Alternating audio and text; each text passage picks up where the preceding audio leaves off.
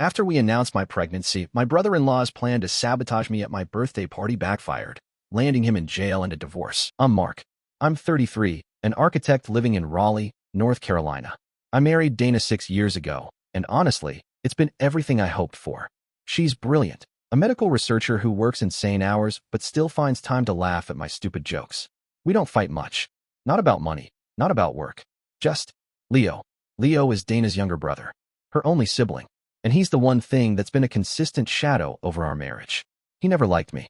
I couldn't tell you why exactly. I've tried. God knows I've tried. When Dana and I first started dating, I figured he was just being overprotective. You know, the little brother who thinks no guy is ever good enough. I even respected it at first, but it never got better. It got weirder. Leo's the kind of guy who always walks into a room like he's performing. Big smile, loud voice, arms spread wide. And then his eyes would land on me and go flat. At family dinners, he'd skip right over me in conversation, pretend I wasn't sitting next to Dana. But the moment I left to use the bathroom, he'd lean in and start talking about her exes. Oh, remember when you and Jason went to Myrtle Beach? God, you guys were so fun together. Did you ever hear from Brian again? He always got your jokes. Like I wasn't in the picture. Like I wasn't her future, just a placeholder. At first, Dana would laugh it off.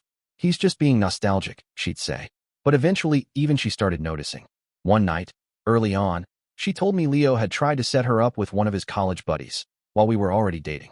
Are you serious? I remember asking her. She nodded, embarrassed. He said you weren't a good fit for the family. I didn't know what to say to that. What does that even mean? It didn't stop, either. Anytime we'd be at her parents' house, Leo would make these subtle digs. Stuff like, oh, you work from a laptop, right? Must be nice not doing real labor. Even though I ran my own firm and designed actual buildings. Once, he said, Dana, remember when you used to date athletic guys? And looked directly at me while taking a bite of his burger. I've always been in shape, but I'm not a gym rat. I guess that disqualified me in Leo's eyes. Dana confronted him a few times. He'd always deflect. You're too sensitive, he'd say. Mark's cool. I just like teasing. But it wasn't teasing. It was calculated. He'd tell her she looked tired and maybe she should reconnect with old friends. Always male friends. He even messaged one of her ex-boyfriends just to catch up, and then casually mentioned that Dana was settling down with some architect. I tried being cordial. I tried reaching out, inviting him to drinks, offering to help him with resumes when he was between jobs. Every time, I was met with cold politeness or outright sarcasm. Eventually, I stopped trying. But no matter how far we moved forward as a couple, Leo stayed frozen in place, like some angry gatekeeper standing between Dana and a peaceful future. He never said it outright, but I think he believed I had taken something from him. Not just his sister, his control. And that quiet resentment? It was always there, humming under the surface, just waiting for a spark. The night I proposed to Dana was one of the happiest moments of my life. It was just the two of us, on a quiet stretch of Wrightsville Beach. No crowd, no flash mob. Just a picnic, some candles, and a little black box I could barely stop my hands from shaking as I opened it. She said yes before I even finished the sentence. Cried, laughed, kissed me like we were the only people on the planet. And for a while, we were. Her parents were thrilled. Dana's mom cried harder than she did. Her dad poured me a scotch and said, "It's about time." Even Dana's cousins sent us long, emotional texts. Leo? Leo stood up in the middle of dinner, right as Dana's dad raised a glass for a toast, and walked out without a word. It killed the mood instantly. At first, Dana made excuses. Maybe he's just overwhelmed, she whispered. Maybe he's got something going on. But I knew better. I'd seen the look on Leo's face, jaw clenched, eyes narrow, hand gripping his phone like it was going to explode. That wasn't stress. That was fury. The next morning, Dana got a call from him. She answered in the bedroom with the door closed, but I still heard his voice through the wall, loud, panicked, and cracking. She didn't say much, just kept repeating, "I didn't mean to hurt you, and Mark's my partner, Leo. You don't get to be mad about that." Later, she told me what he said. He was crying, she said, shaking her head like she still didn't believe it. He asked why I didn't tell him first. He said it should have been him I called, not my friends. What does that even mean? I asked. She hesitated. He said he's the only man who's ever really protected me. That if you hurt me, he won't just sit back. That night, I got a message. No greeting, no name. Just treat her right. Or else. I mean it. I showed it to Dana. She rolled her eyes. He's trying to act tough. Ignore it. But it didn't end there. Leo started showing up uninvited to bridal meetings, undermining everything. If I suggested navy suits, he'd loudly joke, "Mark's obsessed with boring colors." If we picked a venue, he'd send Dana photos of places her ex had taken her, saying, "Remember this spot? Way better view." It wasn't even subtle. He laughed when I chose a band for the reception. Said it was too basic for Dana's style.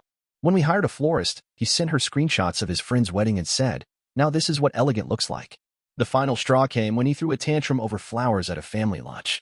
Dana had just shown her mom a photo of our arrangement when Leo leaned across the table and said, "You're seriously letting Mark choose hydrangeas? That's what people use for funerals." I told him to leave. He threw his napkin down and stormed out, muttering something about how I was stealing his family. That night, Dana and I talked, and I said it plainly, I don't want him at the wedding. She looked at me for a long time, then nodded. I agree. We told her parents. They were stunned, but they didn't argue. And just like that, Leo was uninvited. Officially. Publicly. And permanently. At least, that's what we thought. The day of our wedding started like a dream. Dana looked breathtaking, not in the cliché way, but in that quietly stunning, this is my forever kind of way. Her dress was simple and classic, the kind you'd expect someone like her to pick. No sparkle, just elegance. My palms were sweating the entire morning, even though the forecast called for perfect weather and every last detail was exactly how we wanted it. We weren't nervous about the venue, the vendors, or even the vows. The only thing we were nervous about was Leo. He hadn't spoken to either of us since Dana told him he wasn't invited. No texts, no calls. Dana's mom said he was processing. Her dad said, he'll get over it. I didn't buy it. And I was right. The first sign of trouble came when the photographer pulled me aside and asked, "Hey, do you want solo shots of the guy in white?" I blinked. What guy in white? She pointed toward the guest seating, just as people were beginning to arrive. That's when I saw him. Leo, dressed head to toe in white. Not beige. Not cream. White. White jacket, white pants, white shirt, white shoes. And not casual either, tailored, pressed, deliberate. It was the kind of outfit someone wore when they wanted to be mistaken for the groom. My jaw locked. Dana hadn't seen him yet. I debated saying nothing. Maybe the groomsman could handle it. Maybe someone from the venue would ask him to leave. But before I could move, Leo stood up and walked toward the aisle like he owned it. I stepped into the hallway where Dana was getting ready and gently knocked. She opened the door with a soft smile that faded as soon as she saw my face. "He's here," I said. "And he's dressed like me." Her expression didn't change. She just nodded and said, "Let's get married anyway." And we did. Despite Leo hovering in the second row like a bitter ex at a reunion, Dana walked down the aisle with her father, not even glancing at her brother. The ceremony was beautiful. Our vows were shaky but sincere. And when the officiant pronounced us husband and wife, I swear I saw Dana's shoulders drop in relief. Then came the reception. Leo struck fast.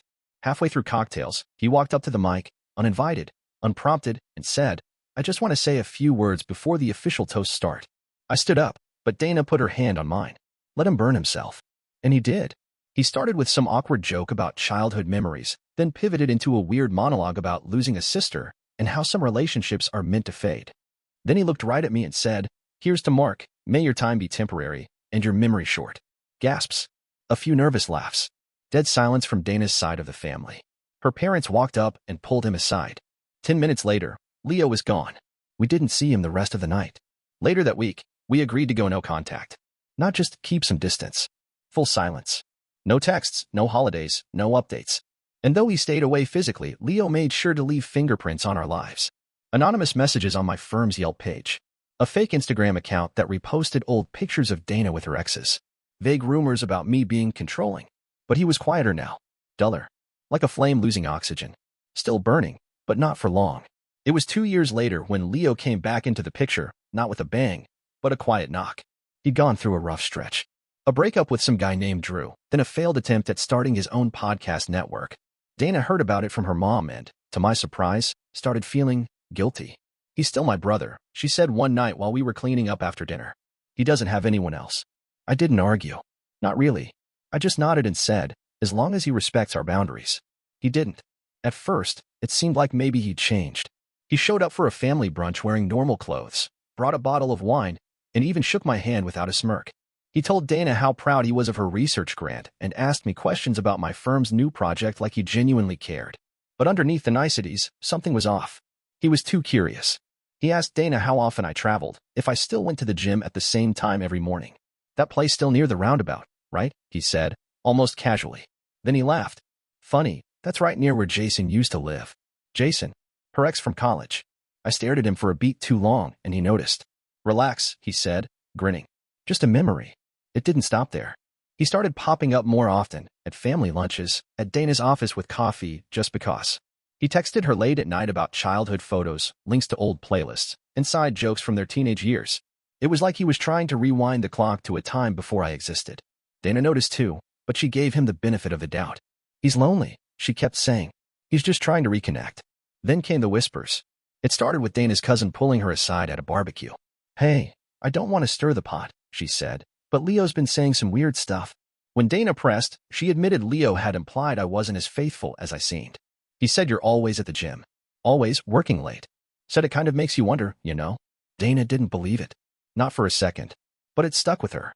Not because she doubted me, but because she realized Leo was planting seeds, not of suspicion, but of control. The worst moment came during a lunch at her parents' house. We were sitting around the table, passing salad and laughing about something our toddler had done that morning. Out of nowhere, Leo leaned forward and asked, "So, did you guys sign a prenup?" Dana blinked. "What?" Leo shrugged. "I mean, you've got the brains, the grant money, the name. No offense, Mark, but she's the real star here, right?" Her father cleared his throat. Dana said nothing. I forced a smile and said, "No offense taken. I know who I married." Leo smiled back. "Just saying. Some people peak early." I wanted to throw my water glass in his face. Instead, I laughed like I didn't care. But he wasn't done. When dessert came out, our son, 3 years old, full of sugar and energy, ran around the table giggling. Dana picked him up and kissed his cheek. Leo grinned. "You sure he's yours, Mark?" The entire room went still. My fork clinked against the plate. Dana froze. Leo laughed, trying to play it off. "Kidding. God, you guys are so sensitive." That was it. I looked at Dana. Her jaw was clenched, eyes narrow. I didn't need to say anything. She put our son on her lap and said, "We're done here." And for the first time in years, I didn't just feel the anger. I felt the line being drawn. Thick, sharp, permanent. I don't lose my temper. I've always taken pride in that. I deal with structural chaos for a living: blueprints, deadlines, change orders. I know how to keep calm when things get messy. But that lunch? That comment? It pushed me somewhere I didn't know I could go. We were all still sitting there, the table quiet, like someone had cut the audio. Leo had just made that joke. "You sure he's yours, Mark?" And the smile on his face told me it wasn't really a joke at all. Dana stared at her plate. Her mom looked like she wanted to sink through the floor. Even her dad had gone pale. Leo sat back in his chair, smug, sipping his iced tea like he hadn't just insulted my marriage, my fatherhood, my entire damn life. I stood up. "Let me tell you something, Leo," I said, my voice low but sharp. "You don't get to sit at this table, make jokes about my son, and then act like it's all harmless." Leo raised an eyebrow, still playing it cool. "Wow, someone's touchy." "No, I'm tired." My hands were shaking. Not with fear, with restraint. "I've put up with you for 6 years. I've smiled through every dig, every ex-boyfriend reference, every attempt to make Dana question herself. I've tried to keep peace for her sake, for her parents. But you don't deserve her. You don't deserve to be an uncle. And you damn sure don't deserve to call yourself family." Everyone went silent. Leo stopped smiling. "You walked into our wedding dressed like a parody of a groom. You gave a toast calling me temporary. You've spread lies, sabotaged our plans, and now you're sitting here joking about my son not being mine." I leaned closer. "You're pathetic." Dana reached out, touched my arm, not to stop me, but to steady me. And then Leo did what he always does. He turned to someone else to fix it. "Drew," he said, laughing nervously toward his boyfriend, "tell them I was just messing around." Drew didn't even look at him. He just sat there, quietly, hands folded in his lap. Dana's father cleared his throat and stood up. "I think it's time you left, Leo." Leo looked around, realizing no one was coming to his rescue. That was the last time we saw him at a family event. After that, Dana told her parents we were going no contact, permanently this time. No holidays. No meetups. No, he's trying again. And they agreed. For the first time, they saw what I saw. What Dana had finally seen, too. Leo wasn't just troubled. He was dangerous. And I wasn't going to protect his spot at the table anymore. By the time my next birthday rolled around, things were finally starting to feel normal again. Dana and I had found a rhythm, one that didn't include Leo's name whispered between conversations or hovering in the back of every holiday plan. We were raising our son, managing our careers, and enjoying something that had felt impossible before: peace. So when Dana planned a small birthday party at our house, just close friends, her parents, and a few coworkers, I actually looked forward to it. I wasn't prepared for the surprise, though. After dinner, while everyone was still finishing dessert, Dana stood next to me and clinked her glass. "Before we do gifts," she said, smiling, "Mark and I have something to share." I looked at her, a little confused. Then she reached for my hand. "We're having another baby." The room broke into applause. Her parents teared up. Someone shouted, "Is it a girl this time?" And I laughed, feeling a kind of joy I hadn't felt in months. Real joy. No drama. No tension. Until the doorbell rang. I opened the door, and there he was. Leo. Smiling like he hadn't disappeared for over a year. Like he hadn't been cut out of our lives after a public humiliation. He wore a blazer over a t-shirt, like he couldn't decide if he was going to dinner or a job interview. Dana stepped beside me, jaw tightening. "Hi," he said, cheerfully, like this was a normal thing. "I heard it was your birthday." I stared at him. "Who told you?" He shrugged. "I've been keeping up. Just quietly." Dana didn't say a word. Neither did I. But we didn't slam the door, either. Leo tilted his head, like he'd practiced the next part. "Look, I've been in therapy. Real therapy. I'm working on stuff. I know I've hurt you, both of you. I just wanted to come say that I'm sorry. And congratulations." It sounded rehearsed. Too polished. But he looked around at the guests, nodded at Dana's parents, and said, "I won't stay. Just wanted to make peace." Dana glanced at me. I gave the tiniest nod. "All right," she said carefully. "Come in for a minute." He entered like he owned the room. Greeted everyone with fake warmth. Gave me a slap on the back like we were old friends. I kept my hands in my pockets. 20 minutes passed. He didn't make a scene. Didn't say anything inappropriate. Then, just before he left, he walked up to me in the kitchen. "Here," he said, holding out a plate. "Dana said you didn't eat much. I made this up for you, just something small. Consider it a gesture." I looked down at the plate. Chicken, salad, a side of something that looked like pasta. Ordinary. Harmless. "Thanks," I said, not quite trusting my voice. He smiled and gave a little wink. "No hard feelings, okay?" And with that, he left. I should have felt relief.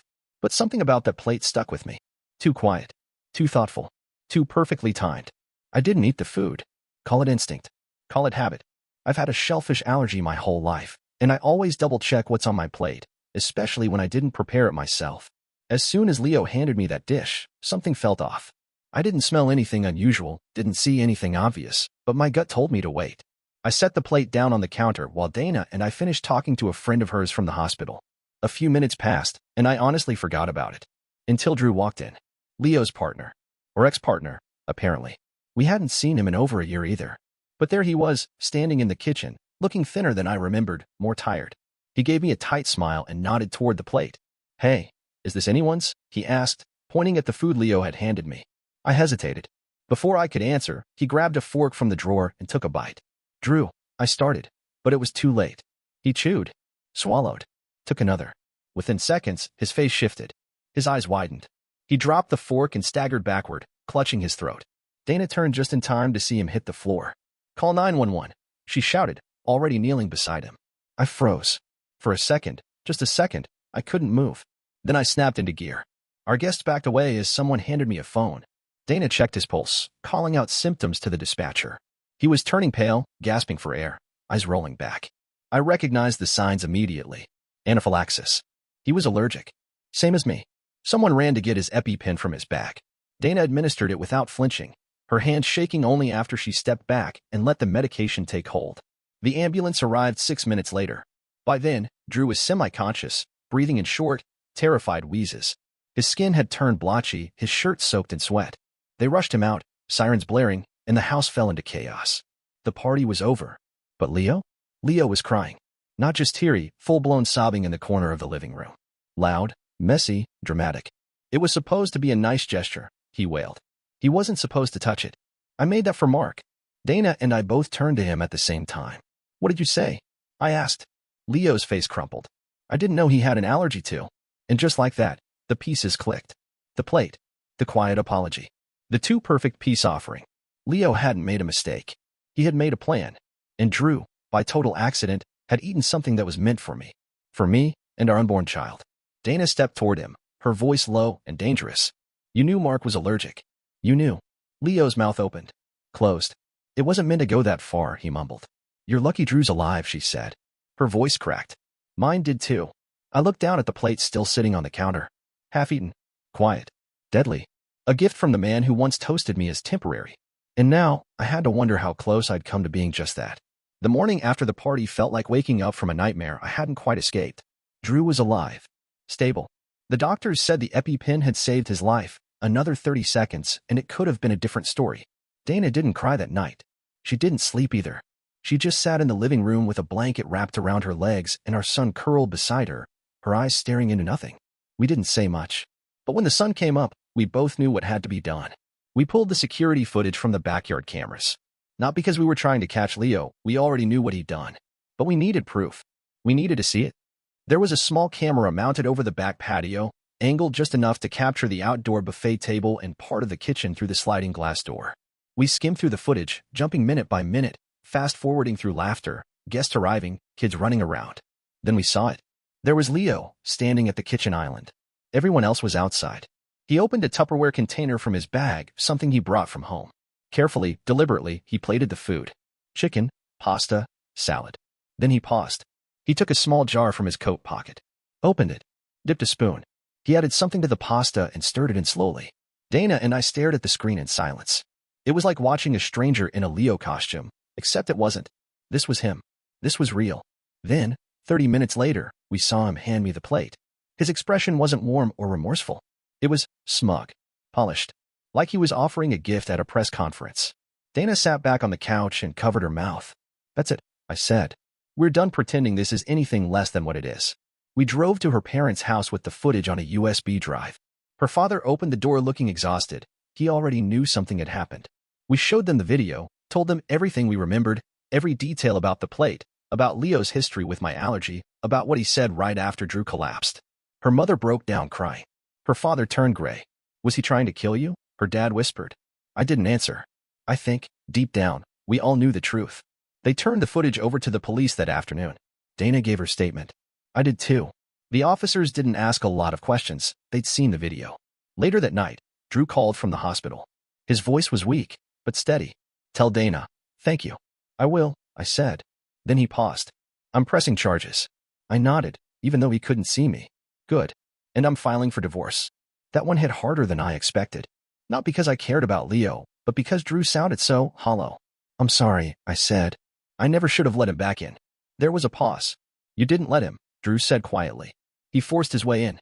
After we hung up, I walked into the living room. Dana was still on the couch, staring out the window. She turned to me slowly.